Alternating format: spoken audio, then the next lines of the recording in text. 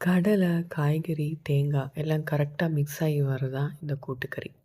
கூட்டுக்கறி இல்லைன்னா, ஓணம் சദ്യ வந்து இன்கம்ப்ளீட் தெரியுமா? எப்படி அவியல் ரொம்ப ராஜாவோ, அதே மாரி கூட்டுக்கறியும் மஸ்ட் ஹேவ் கண்டிப்பா இருக்கணும். ஸோ, அந்த கூட்டுக்கறி எப்படி பண்ணலான்னு பார்க்கலாம்.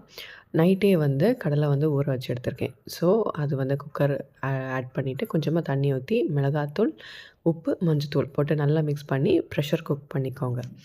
இதுக்கு சைட்லேயே வந்து சேனக்கிழங்கும், வாழைக்காவும் இந்த மாரி க்யூப் சைஸில கட் பண்ணி எடுத்திருக்கேன். அது ஒரு கடாயில ஆட் பண்ணி, கொஞ்சமா தண்ணி ஊத்தி, மஞ்சத்தூள், மிளகாத்தூள், அதுக்கப்புறமா உப்பு சேர்த்து நல்லா கிளறி விட்டுக்கோங்க. எல்லாம் நல்லா மிக்ஸ் ஆனதுக்கப்புறமா நல்லா வேகட்டும். இதுக்கு சைடு நமக்கு ஒரு பேஸ்ட் வேணும். அதுக்கு தேங்காய், ஜீரகம், கொஞ்சமா தண்ணி ஊத்தி நல்லா ஃபைன் பேஸ்ட்டா இந்த மாரி அரைச்சு எடுத்து மாத்தி வச்சுக்கோங்க. இப்போ பார்த்தீங்கன்னா, கொஞ்சமா நல்லாவே வெந்துருச்சு. இந்த ஸ்டேஜில நம்ம வேக வச்சிருந்த கடலைய ஆட் பண்ணிக்கலாம்.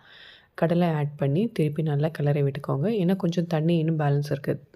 அது கொஞ்சம் தண்ணி லைட்டா வத்துனதுக்கப்புறமா நம்ம அரைச்சு வச்சிருந்த விழுதும் ஆட் பண்ணி திருப்பி நல்லா கிளறி விட்டு எல்லாம் நல்லா கொதி வரட்டும். மிக்ஸ் ஆகி நல்லா கொதி வந்ததுக்கப்புறமா ஒரு 2 டீஸ்பூன் வந்து ஜாகரி, நாட்டு சர்க்கரை ஆட் பண்ணியிருக்கேன். அதையும் போட்டு நல்லா மிக்ஸ் பண்ணி நல்லா சைடில லோ ஃப்ளேம்ல நல்லா வேகட்டும். இதுக்கு சைடில இன்னொரு கடாயில கொஞ்சம் தேங்காய் எண்ணெய், கடுகு, உளுத்தம்பருப்பு, கருவேப்பிலை, வரமிளகா, தேங்காய் ஆட் பண்ணி நல்லா வறுத்துக்கோங்க. நல்லா மீடியம் டு லோ ஃப்ளேம் வச்சு நல்லா ட்ரை ரோஸ்ட் பண்ணி, நம்ம வேக வச்சிருந்ததில இத போட்டு மிக்ஸ் பண்ணோம்னா, நம்ம கூட்டுக்கறி ரெடி. ஸோ இதே மாரி நம்ம ஓணம் சீரிஸ்ல நெக்ஸ்ட் என்ன ஓணம் சദ്യயில என்ன ரெசிபின்னு கெஸ் பண்ணுங்க. ஸோ இதே மாரி நாளைக்கு இன்னொரு வீடியோவோட பார்க்கலாம். அதுவரைக்கும் பாய்.